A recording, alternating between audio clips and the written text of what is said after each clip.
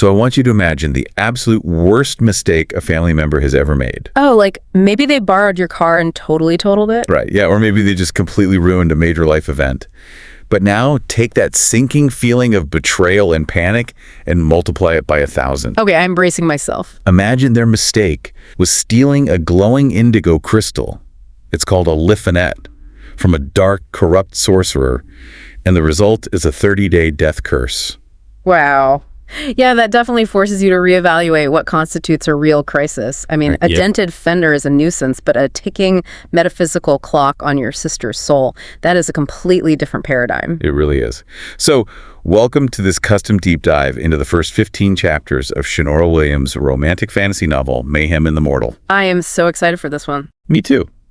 Our mission today isn't just to recap the plot, but to really pull apart the mechanics of this brutal world called Thelanor.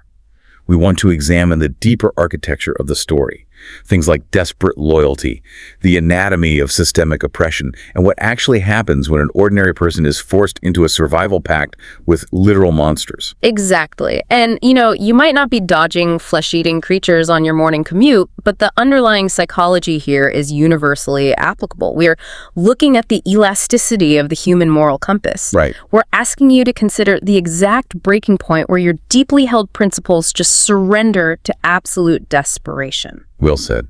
So let's start with our protagonist, Zaira Quinlocke. She is an ordinary mortal baker living in the Mariva Empire. Her life is all honey loaves and volunteering at a refugee center. It is entirely mundane. Right up until it isn't. Right. Until her sister, Analla, attempts to steal that indigo liffinet crystal to sell for coin. She gets caught by the sorcerer Seferin and is thrown into the dungeon of the Shadow Nest. The mechanics of that liffinet curse are really what drive Zaira's immediate radicalization.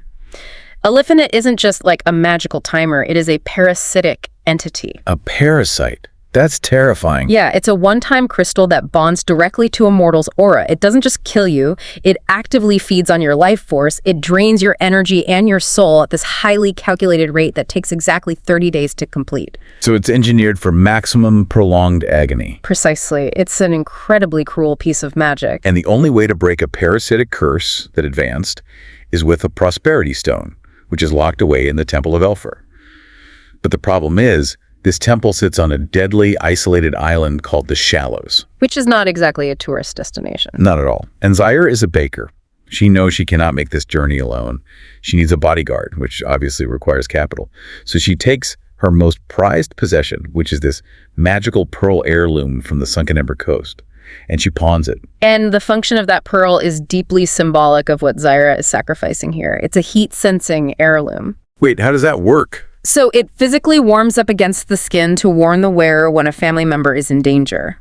By selling it for 360 gold coins, she is literally trading her last remaining connection to familial safety for the currency of violence. Wow. Yeah, it is the ultimate sunk cost fallacy. Yeah. She has sacrificed her safety net before the journey even begins. Exactly. She has to go all in. So she takes that blood money to a tavern and attempts to hire Thane Valcor.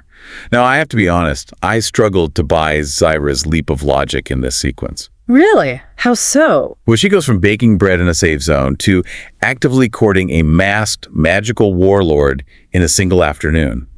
When she approaches him, he magically levitates her out of the tavern, just dangling her in the air for speaking to him. That is quite the introduction. It feels like she lacks a basic survival instinct. It's like finding out you need a ride through an active war zone, and the only person offering their car is an internationally wanted warlord. Why would she look at this walking threat and think, yes, this is the solution to my problem? I initially thought the exact same thing. But if you look at the mechanics of the liffinet curse, her logic, while very twisted, is actually sound. You think so? I do. Zaira isn't choosing Thane despite him being a killer. She is choosing him because he is a killer. The environment she is about to enter requires extreme violence just to navigate. Oh, I see. It's like realizing you need chemotherapy to survive, but the only doctor willing to administer it is some back alley biohacker.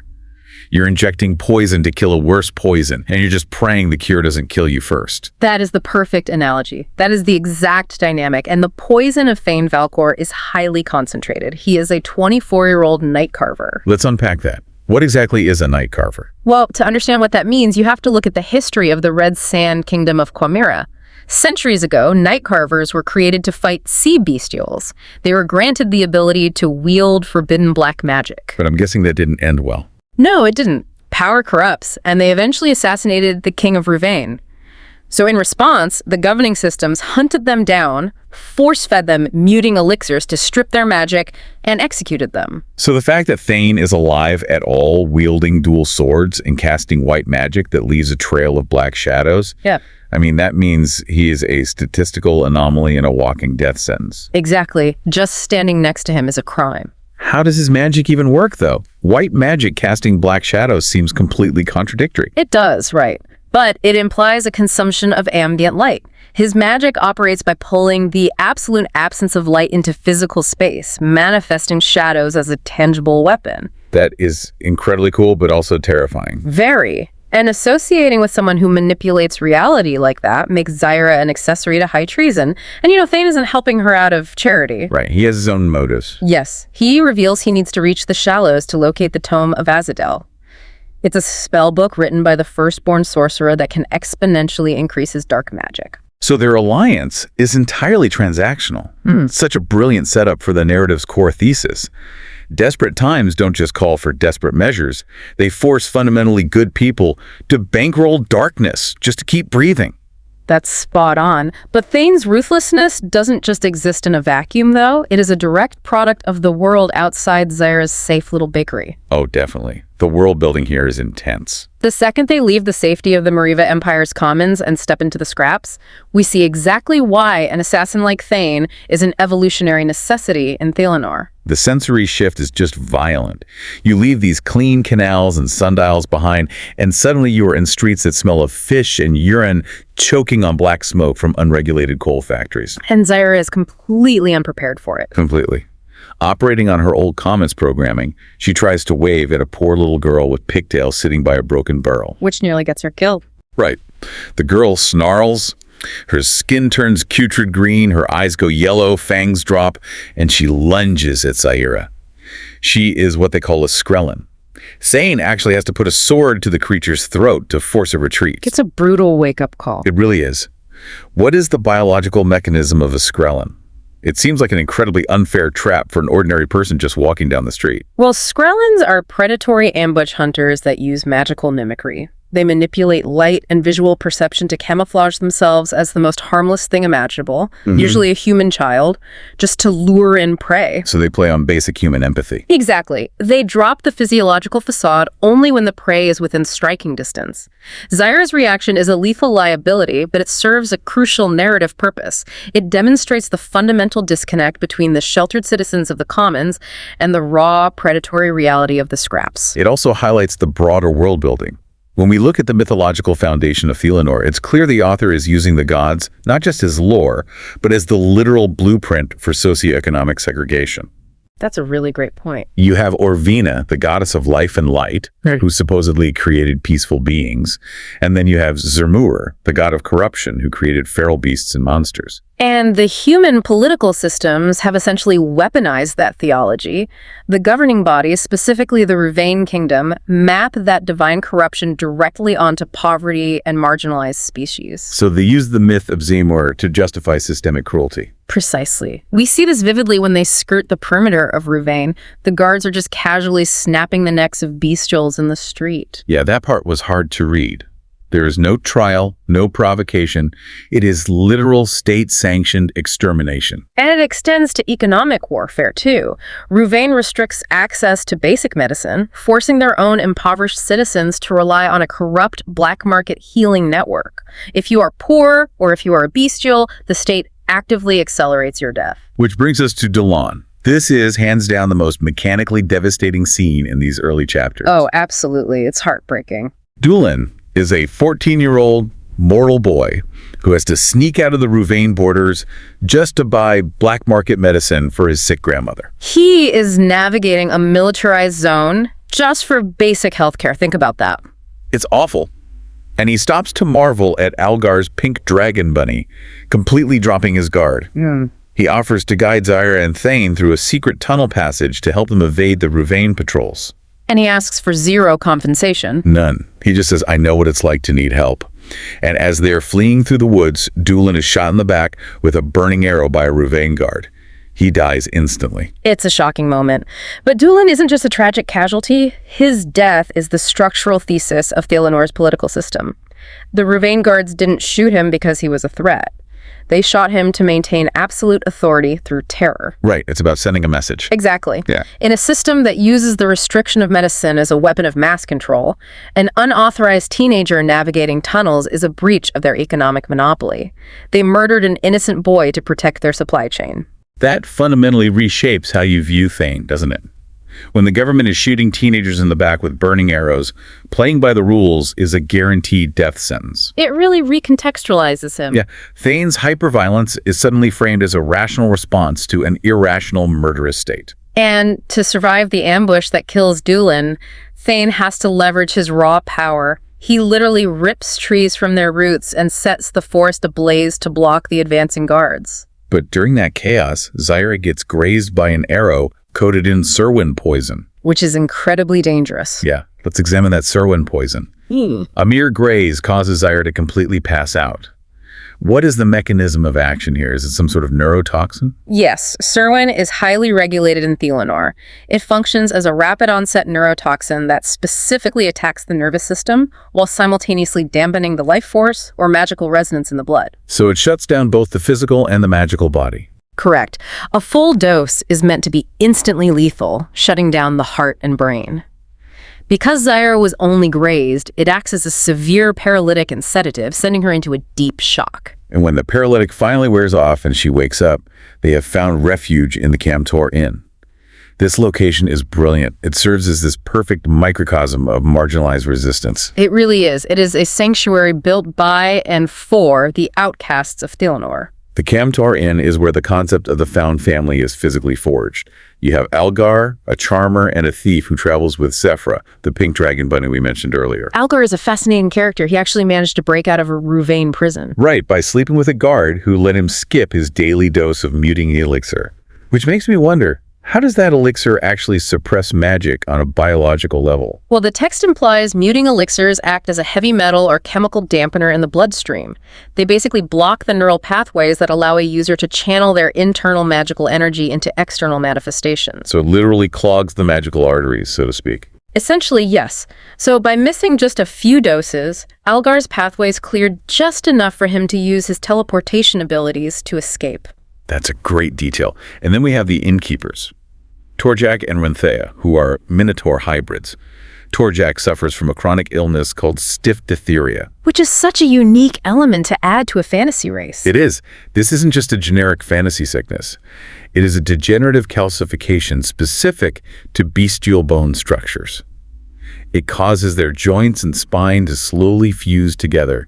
It turns their massive, naturally strong frames into a literal cage of bone. It really highlights the physiological burden placed on the bestial population. Ruvain has sanctioned the hunting of bestials for sport. Right. So Torjak, who is dealing with this debilitating physical condition, and his sister Renthea are forced into a state of perpetual hypervigilance. They frequently have to hide in an underground bunker beneath the inn just to survive a random Tuesday. Which makes Renthea such a phenomenally constructed character. She is a female Minotaur hybrid with hooves, wearing brown leather buffers. She operates like this fiercely protective matriarch who will serve you warm vegetable stew and excellent chocolate oat crisps and nurse you back from a near-fatal neurotoxin. The quintessential innkeeper. Exactly.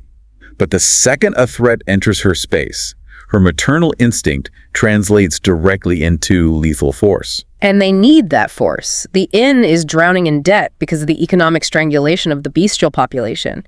They're trying to run an honest business in a world designed to bankrupt and murder them. And that tension breaks entirely when the masked grim assassins who are hunting Thane breach the inn. The resulting tavern brawl is just a masterclass in chaotic tactical mechanics. It's not just swinging swords.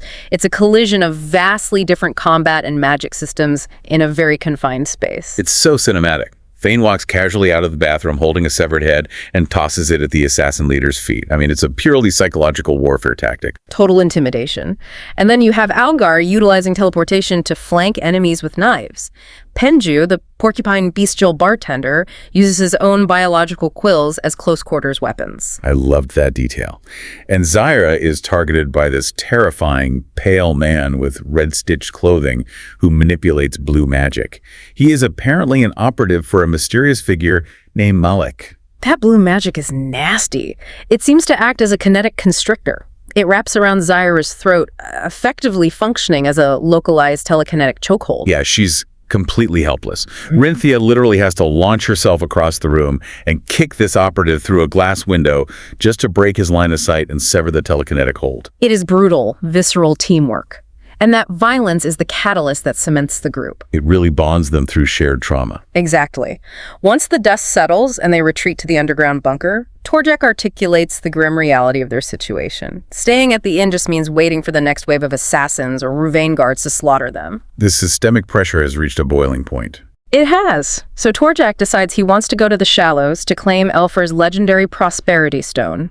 Not just to break Zaira's curse, but to secure the immense wealth needed to save their inn and buy their freedom. And Rinthia agrees, despite knowing the island is a total death trap. But she has one condition. They must first seek out the only known survivor of the Shallows for geographical and tactical guidance. This decision really underlines the ultimate survival mechanic in Thelanor: unity among the marginalized. Isolation is fatal. That's a powerful theme. It is. A mortal baker, an outlawed shadow assassin, a teleporting thief, and Minotaur innkeepers are individually vulnerable to the Ruvain state. But together, pooling their varied combat styles, magic, and sheer desperation, they form an asymmetrical threat to the established order. It completely reframes the typical fantasy quest. Mayhem in the Mortal isn't about noble heroes riding off to slay a dark lord. It is a gritty, boots-on-the-ground examination of systemic injustice. Definitely. It is about the messy, blood-soaked logistics of surviving an oppressive regime while trying to save the people you love. It strips away all the romanticism of the genre and asks you a very uncomfortable question. Let's hear it. If you were thrust into a high-stakes crisis, if your family's survival was on the line, would you have the psychological fortitude to abandon your safe, rule-abiding life in the commons? That's the million-dollar question. Right. Would you be willing to partner with a rogue element, fundamentally break your own moral code, and leverage violence to protect what matters to you? It is an incredibly heavy psychological weight. Yeah. And as you process that, consider one final mechanism of Zaira's journey. At the very beginning, she pawned her Ember Coast pearl. Her only safety net. Yes. She traded a magical artifact designed to warn her of danger. She essentially sold off her family's protective heritage just to afford passage into the underworld. She sold her early warning system to walk right into a war zone. Exactly. And as she ventures deeper into Thane's orbit, a reality defined by severed heads, highly regulated neurotoxins, and shadow magic, you have to wonder, is the cure worse than the disease? It's a dangerous path she's on. By embracing this level of darkness to save Anella's soul from the Lifinet curse, is Zaira inevitably guaranteeing the corruption of her own soul? That's the real tragedy here. When you systematically dismantle your own moral boundaries for a righteous cause, you eventually have to confront whatever is left of you when the battle is over. That's something to think about. Keep diving deep.